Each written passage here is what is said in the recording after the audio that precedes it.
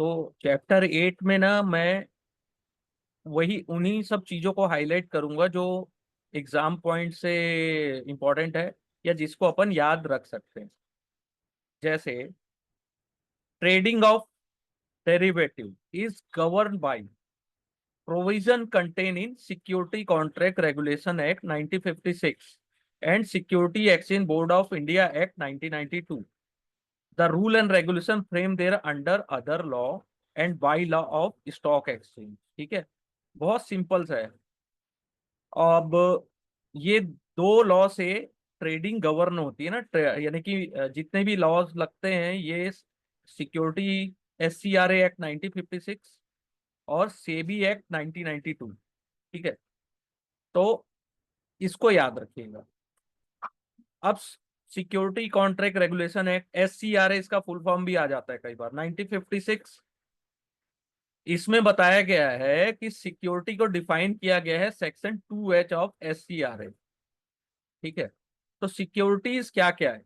Share भी security, script भी, stock, bond, debenture, debenture stock, ये सब सिक्योरिटीज है।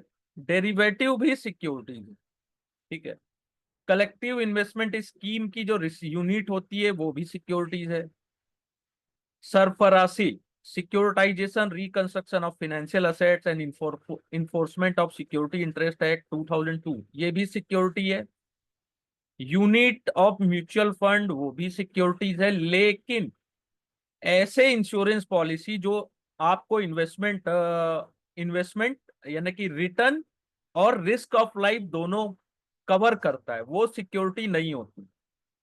ठीक है, ये याद रखने वाला पॉइंट है कि securities do not include any unit link policies और स्क्रिप्ट। ठीक है, वो सिक्योरिटीज के अंदर नहीं आता है। सिक्योर सर्टिफिकेट और इंस्ट्रूमेंट, ठीक है, जो स्पेशल पर्पस डिस्ट्रिक्ट, ठीक है, मॉर्गेज डेप्ट, मॉर्गेज डेप्ट, ठीक है, इससे रिलेटेड जो भी सर्टिफिकेट है वो गवर्नमेंट सिक्योरिटीज, और ऐसी सिक्योरिटीज जिसको गवर्नमेंट डिक्लेयर कर दिया कि वो सिक्योरिटीज है, तो वो है बस। डेरिवेटिव को कैसे डिफाइन किया गया है?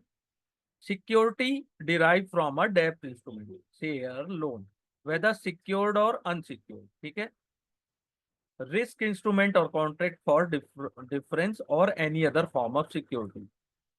अब डेरिवेटिव किसको बोलते हैं? जिसकी वैल्यू अंडरलाइंग असेट से डिराइव होती है, तो डेरिवेटिव। ठीक है, ये आता है कई बार। ठीक है, प्राइस इंडेक्स या अंडरलाइंग सिक्योरिटी से। कमोडिटीज डेरिवेटिव क्या है? जिसका मान लीजिए कमोडिटी है, उससे उसकी वैल्यू डिराइव होती है, तो कमोडिटी डेरिवेटिव। ठीक है, और ऐसी इंस्ट्रूमेंट जिसको सेंट्रल गवर्नमेंट बोल दे कि ये डेरिवेटिव है। ठीक है, तो section 18A provide the notwithstanding anything contain in or by law or time being in force, contract is in derivative shall be legal. ठीक है, लीगल डेरिवेटिव क्या है? सेक्शन 18A के तहत डिफाइन किया गया है। जो ट्रेड हो रिकॉग्नाइज स्टॉक एक्सचेंज, सेटलमेंट हो रिकॉग्नाइज स्टॉक एक्सचेंज से, rules and by law of stock exchange. तो जो क्रिप्टो करेंसी की जो डेरिवेटिव ट्रेड होती है, आप बताइए वो कौन से स्टॉक एक्सचेंज में हो रही है, तो वो कैसे लीगल हुई ये भी बताइए। ठीक है, इसलिए क्रिप्टो से बच के रहना। उसमें डेरिवेटिव में पैसे बने ना बने वो अलग चीज है, लेकिन उसमें रिस्क कितना है। ठीक है, लॉ में नहीं है, वो लीगल नहीं है, वैलिड भी नहीं है कॉन्ट्रैक्ट उसका। फिर security exchange, SEBI act 1992 stabilize किया गया था of SEBI with statutory power protecting the interest of investor in securities, development of security market and regulating the market. तो 1992 में सेबी बना था। उसका काम था इन्वेस्टर के इंटरेस्ट को प्रोटेक्ट करना, मार्केट को अच्छे से डेवलप करना, रेगुलेट करना। ठीक है, सेबी की क्या क्या ड्यूटीज है? Regulating the business in stock exchange, and any other securities market. Registering and regulating the working of stockbroker, sub-broker. Promoting and regulating self-regulatory organization. Prohibiting fraudulent and unfair trade practice relating to securities market. Calling for information form, undertaking inspection, conducting inquiries, auditing of stock exchange, mutual fund, any other person. Performing such function according to security contract regulation act 1956। तो मैं इसको हर बार 1956 और इसका full form इसलिए बोलता हूं, कई बार याद हो जाता है। ठीक है, अब रेगुलेशन इन ट्रेडिंग ये अपन ने पढ़ा ही था, एलसी गुप्ता वाला चैप्टर 1 में पढ़ा था शायद ना। रेगुलेशन इन ट्रेडिंग कमेटी बनी थी डॉक्टर एलसी गुप्ता की, सेबी द्वारा सेट की गई थी कि आप development of appropriate regulatory framework इसको बताइए। तो उन्होंने मई 1998 में सेबी ने एक्सेप्ट की रिकमेंडेशन बाय कमिटी, अप्रूव किया phase introduction of derivative trading in India. ठीक है, beginning with stock index future. ठीक है, तो डॉक्टर एलसी गुप्ता ने development of appropriate regulatory framework, ये याद रखें। ठीक है, the provision in SCRA and regulatory framework develop there under govern trading in securities. ठीक है, amendment of SCRA to include derivative with the ambit of security. तो SCRA में पहले डेरिवेटिव नहीं था, लेकिन उसको बाद में उसके एक्ट को अमेंड करके इंक्लूड किया गया। ठीक है, any exchange fulfil the eligibility criteria as prescribed by doctor L C Gupta, report can apply the SEBI for grant of recognition under section 4 of SCRA, start trading derivative। तो जो भी उनकी गाइडलाइन है उसको फुलफिल करना है सेक्शन 4 के अकॉर्डिंग। ठीक है, derivative exchange segment should have separate government governing council. तो उसका सेपरेट गवर्निंग काउंसिल है, अलग ट्रेडिंग मेंबर क्लीयरिंग मेंबर हैं, जिनकी लिमिट है कि 40% से ज्यादा मेंबर नहीं हो सकते गवर्निंग काउंसिल में। ठीक है, एक्सचेंज में कम से कम 50 मेंबर होने चाहिए। Member of existing segment of exchange would not automatically become the member of derivative. Existing segment जो है उसके मेंबर ऑटोमेटिक डेरिवेटिव सेगमेंट के मेंबर नहीं बन सकते। ठीक है, आपको फुलफिल करना पड़ेगा eligibility criteria laid down by L C Gupta. Clearing and settlement of derivative trade would be through SEBI approve clearing corporation. जो भी क्लियरिंग और सेटलमेंट होगा वो आपका सेबी द्वारा अप्रूव होगा, वही उसी क्लियरिंग कॉर्पोरेशन में आप ट्रेडिंग क्लियरिंग करेंगे डेरिवेटिव्स का। Clearing corporation compile with eligibility condition laid down by the committee, उसको भी सेबी अप्रूव करेगा। डेरिवेटिव ब्रोकर और डीलर और clearing member are required to seek registration from SEBI in addition to their registration as broker of existing stock exchange। Minimum net worth कितना होना चाहिए clearing member का derivative clearing corporation में 300 लाख यानी 3 करोड़ रुपए कम से कम होना चाहिए। तो नेटवर्थ कैसे कैलकुलेट होती है? Capital plus free reserve less non allowable asset. तो fix asset, place security, members card, non allowable securities, bad delivery, doubtful debts and advance, prepaid expense, intangible assets. ठीक है, 30% marketable security. Minimum contract value 5 lakh से नीचे का नहीं होना चाहिए। ठीक है, और this subject to change as per SEBI और exchange rule, effective from November 2024। SEBI ने प्रेस्क्राइब किया मिनिमम कॉन्ट्रैक्ट वैल्यू 15 से 20 लाख के लिए। ठीक है, ये याद रखिएगा। एक्सचेंज को सबमिट करना पड़ेगा detail of future contract they propose to introduce. अभी तक बताइए ऐसा कुछ लग रहा है जिसको याद करने लायक हो? एक बार रीड करेंगे ऑटोमेटिक माइंड समझ में आ जाता है। Initial margin requirement, exposure limit linked to capital adequacy and margin demand related to risk of loss on the position will prescribed by SEBI and exchange from time to time. LC Gupta committee के द्वारा report ये आई कि आपको know your customer rules को भी follow करना है और जितने भी लोगों को आप डेरिवेटिव में रजिस्टर्ड कर रहे हैं उनका, ठीक है। और member of derivative segment also required to make their client aware of risk. तो आपको रिस्क भी बताना है कि डेरिवेटिव में कितना रिस्क है, तो आपको रिस्क डिस्क्लोजर डॉक्यूमेंट भी देना है और उसमें साइन होना चाहिए क्लाइंट का। Trading member required to have qualified approved user and sale person who have pass a certificate programme approved by SEBI. ये समझ में आया यहाँ पे, ये सर्टिफिकेट एग्जाम किसकी बात कर रहे हैं, जो अपन अभी पढ़ रहे हैं उस सर्टिफिकेट की बात कर रहे हैं, क्योंकि एनआईएसएम के जितने भी सर्टिफिकेट है सेबी द्वारा अप्रूव्ड है, ठीक है। मेंबर और ऑथराइज डीलर को फुलफिल करना पड़ता है certain requirement and provide collateral deposit to become a member of FNO. All collateral deposit are segregated into a cash component and non cash component. Cash component means cash, bank guarantee, fix deposit, treasury bill, government security. Non cash में collateral deposit like deposit of approved demat security, ठीक है। Net worth criteria has been provided by SEBI. Net worth criteria for trading member and limited trading member have been decided by a stock exchange, ठीक है। Broker is required to get a risk disclosure document signed by the client at the time of client registration.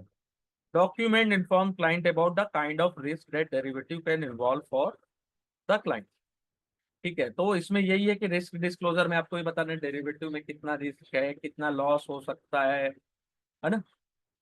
और trading member required to maintain trade confirmation slip and exercise notice from the trading system for 5 साल। 5 साल के लिए आपको उस पर record रखना है। All member broker in derivative segment are required to inspect by the exchange at least once a year. जितने भी ब्रोकर मेंबर हैं डेरिवेटिव के, उनका इंस्पेक्शन जो है एक्सचेंज द्वारा साल में एक बार किया जाएगा। और कोई भी डिफॉल्ट करता है member derivative segment as default in all segment exchange, तो उनको सभी एक्सचेंज से डिफॉल्ट कर दिया जाएगा, ठीक है। किसी भी कोई भी मेंबर किसी भी एक्सचेंज में अगर डिफॉल्ट करता है तो उनको ऑल सेगमेंट में डिफॉल्ट कर दिया जाएगा, ठीक है। ये यहां तक क्लियर? एनीथिंग जो आपको क्लियर ना हो?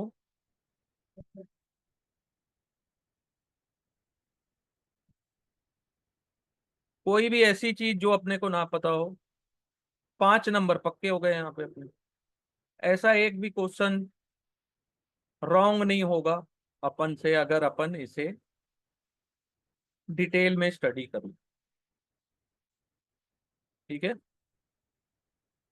फिर इसके बाद है ये the purpose of inspection of stock broker record under SEBI regulation 1992 to ensure that book of account and other book are being maintain in manner required, ठीक है। The recognition of stock exchange under security contract act can be granted by the central government. It provides for direct and indirect control of virtually all aspects of security trading and running of stock exchange, ठीक है। The और it give the central government the regulatory jurisdiction over stock exchange through a process of recognition and continuous supervision, contracts in security, listing of securities on stock exchange। Penalty भी लगती है। Penalty और suspension of registration of stock broker under SEBI. अगर stock broker violet करता है कोई भी provision of the act, code of conduct को फॉलो नहीं करता, कस्टमर की कंप्लेन को, इन्वेस्टर की कंप्लेन को रिजॉल्व नहीं करता, मैनिपुलेट करता है प्राइस को, ठीक है। Price stock broker financial position खराब हो जाए तो भी, फीस पे करने पे अगर स्टॉक ब्रोकर फेल हो जाए, अगर कुछ भी वायलेट करता है कंडीशन ऑफ रजिस्ट्रेशन, तो स्टॉक ब्रोकर को सस्पेंड कर दिया जाएगा स्टॉक एक्सचेंज के द्वारा। पोजीशन लिमिट क्या होती है? Are maximum exposure level which can be assume by each investor और क्लीयरिंग मेंबर और the market as a whole. ये भी लिमिट सेबी द्वारा डिफाइन की जाती है। ईच क्लीयरिंग मेंबर में है, एक क्लीयरिंग मेंबर के बहुत सारे ट्रेडिंग मेंबर हो सकते हैं, और trading limit for each trading member are decide by clearing member on the computerised trading system. Trading member का जब एक लिमिट पहुंच जाता है, पोजीशन लिमिट, तो वो कोई भी फ्रेश ट्रांजेक्शन में एंटर नहीं कर सकता। ठीक है, वो तभी उस ट्रांजेक्शन में एंट्री करेंगे जब वो अपने एक्सपोजर को रिड्यूस करेंगे। ठीक है, और जब तक न्यू पोजीशन भी उनको अलाउ नहीं होती, जब तक वो एग्जिस्टिंग पोजीशन को स्क्वायर ऑफ ना कर दें। Regulation in clearing and settlement and risk management. Anybody interested in taking membership of FNO required to take membership of capital market and FNO segment, or capital market, wholesale debt market and FNO. A member of capital market FNO segment give member the right to execute trade and clear and settle the trade executed by member in this segment. ठीक है, member of capital, wholesale market and FNO segment give member a right to execute trade and clear settle the trade executed by member in this segment. Existing member of clearing member segment can also take membership of FM. ठीक है, initial और exposure margin is payable upfront by clearing member. Initial margin can be paid by member in form of cash, bank guarantee और fix deposit receipt. ठीक है, clearing member who are clearing and settle for other trading member can specify maximum collateral limit toward initial margin. आपका maximum collateral limit होनी चाहिए initial margin में। ठीक है, such limit can be set by clearing members. Facility provided on the trading system up to the time specified in this regard. Such collateral limit once set are applicable to trading member and custodial participant for that day. ठीक है, non fulfilment of margin obligation, उससे क्या होगा? Violation होता है rules का, by law का, clearing corporation के रेगुलेशन का, तो वहां पेनल्टी है।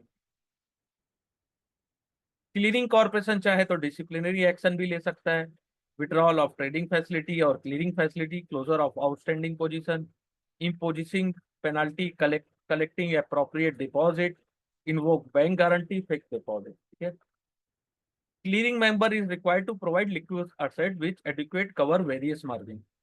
ठीक है, क्लीयरिंग मेंबर को क्या होता है? ऐसी लिक्विड एसेट प्रोवाइड करनी पड़ती है जिससे वेरियस मार्जिन हो सके। ठीक है, और लिक्विड होना चाहिए, लिक्विड नहीं होगा तो क्या होगा? प्रॉब्लम हो सकती है, बिका ही नहीं। He may deposit liquid asset in the form of cash, bank guarantee, fixed deposit receipt, approved security, and any other collateral as may be prescribed time to time. 50% होना चाहिए कैश कंपोनेंट और rest होना चाहिए non cash component. ये important है। Clearing member की responsibility क्या है? Collection of margin on a timely basis, smooth operation of daily clearing and settlement, action as a legal counter party for every contract, monitoring the position in derivative और cash segment, deciding daily settlement price. ये clearing corporation की responsibility है। हो सकता है यहाँ से एक क्वेश्चन पूछा जाए, which is not responsibility of clearing corporation. ठीक है, keeping consistent record of margin at client level, ensuring the client margin are not appropriate against broker deal।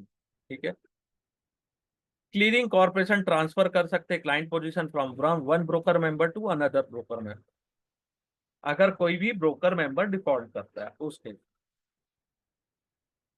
Some of the report information which derivative segment of stock exchange had to provide to SEBI are occasion when 99% value at the risk has been violated। ठीक है, default by broker member, daily market activity report, daily market report. Main objective क्या होता है? Trade guarantee fund का, TGF का, to guarantee settlement of bonafide transaction of member on of the exchange in inculcate confidence in the mind of market participant to protect the interest of the investor in security। ठीक है, सभी member को initial contribution देना पड़ता है trade guarantee fund of the exchange. Eligibility criteria क्या होता है, आपको अगर डेरिवेटिव सेगमेंट का मेंबर बनना है तो आपकी नेटवर्थ 3 करोड़ या 300 लाख होनी चाहिए, और clearing member are required to furnish auditor certificate of net worth every 6 month to the exchange. The net worth requirement of 1 crore for self clearing member. SEBI has not specified any net worth requirement for trading member। Clearing member को 1 करोड़ देना। ठीक है, net net requirement, net worth का net worth requirement for self clearing member, sorry self clearing member. ठीक है, और others को 3 crore. Liquid net worth requirement 50 lakh रुपए एज अ लिक्विड नेटवर्थ। ठीक है, with with exchange. Certificate require होता है कि आपको पास करना है, pass the certificate programme approve by SEBI। Every trading member is required to appoint at least 2 approved user who have passed the certificate।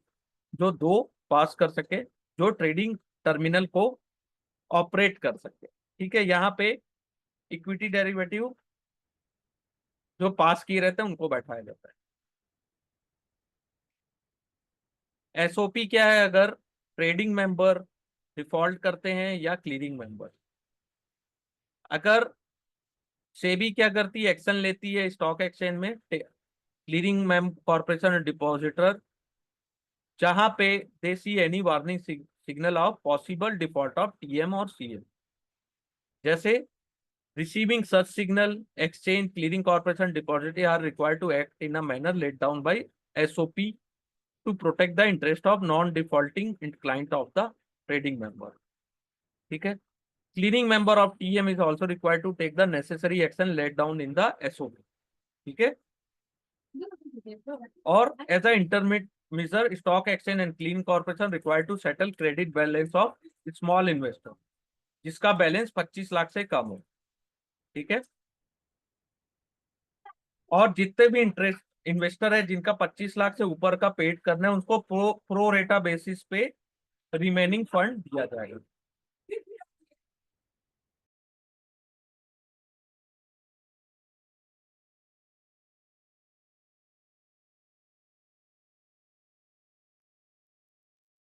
ठीक है,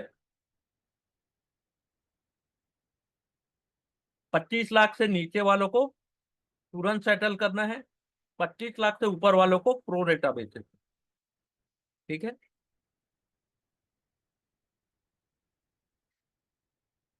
अगर ट्रेडिंग मेंबर और क्लीयरिंग मेंबर डिफॉल्ट करते हैं, SOP क्या है, अगर स्टॉक एक्सचेंज आउटेज हो जाए, ठीक है, कोई टेक्निकल ग्लिच आ गई, जैसे बीच में आई थी कोविड टाइम में 1-2 बार निफ्टी में टेक्निकल ग्लिच आई, मार्केट आगे ही नहीं बढ़ रहा है। ठीक है, तो यहाँ पे मार्केट पार्टिसिपेंट और other market infrastructure institution MII should be inform to the outage as earlier. तो MII कल अपन देख रहे थे, जो आपने 4 वीक का प्रोग्राम बताया था जिसमें विजिट करते हैं एक्सचेंज से भी, यहाँ MII भी था एक, तो मार्केट इंफ्रास्ट्रक्चर इंस्टीट्यूट। तो वहां पे ट्रेडिंग आवर को एक्सटेंड किया जाता है कि आप अपनी इंट्राडे पोजीशन को स्क्वायर ऑफ कर सको। अगर कोई भी आउटेज आता है तो सेबी को इमीडिएट इन्फॉर्म करना है थ्रू मेल, और with in 15 minutes market participant and other MIIs must be informed immediately or at least 15 minutes within a 15 minute. Broadcast करना है मैसेज उनकी वेबसाइट पे। अगर एक से ज्यादा मार्केट डिस्टर्ब हो गया ड्यू टू आउटेज, तो trading can continue in other segment unaffected by the outage. ठीक है, एक से ज्यादा मार्केट सेगमेंट डिस्टर्ब हुआ तो, लेकिन अदर जो डिस्टर्ब नहीं है वो चल सकता है। जिस एक्सचेंज में डिफॉल्ट नहीं हुआ है या ऐसा कोई प्रॉब्लम नहीं है, वो स्मूथली रन कर सकता है। और affected stock exchange must try to restore normalcy, यहाँ पे गलत लिखा है, नॉर्मल, नॉर्मल करने का ऑपरेशन को जितनी ज्यादा जल्द, as early as possible, including activate disaster recovery site. आपको 15 मिनट के अंदर मार्केट पार्टिसिपेट को भी इंफॉर्म करना है। यहां से कुछ ना कुछ क्वेश्चन आएगा, बहुत ही सिंपल है। आपको ट्रेडिंग आवर एक्सटेंड करना है, ठीक है, वो भी मैनर में, ठीक है, वो आपका पर्टिकुलर सिस्टमेटिक मैनर में। और ये चीज आपको मार्केट पार्टिसिपेंट को भी बतानी है, MIS को भी बताना है और सेबी को भी बताना है स्टिपुलेटेड टाइम में, ठीक है। यहां से एक ना एक क्वेश्चन आता है। अब सिनारियो दिया है कि नॉर्मल ट्रेडिंग है at least 1 hour before schedule market closure, no change of trading hour required, ठीक है। अगर 1 घंटा पहले, मार्केट क्लोज होने के पहले हुआ तो एक्सटेंड करना है क्या? नहीं। Trading does not resume to normalcy within 1 hour before the schedule market closure, ठीक है, नॉर्मल नहीं हो पाई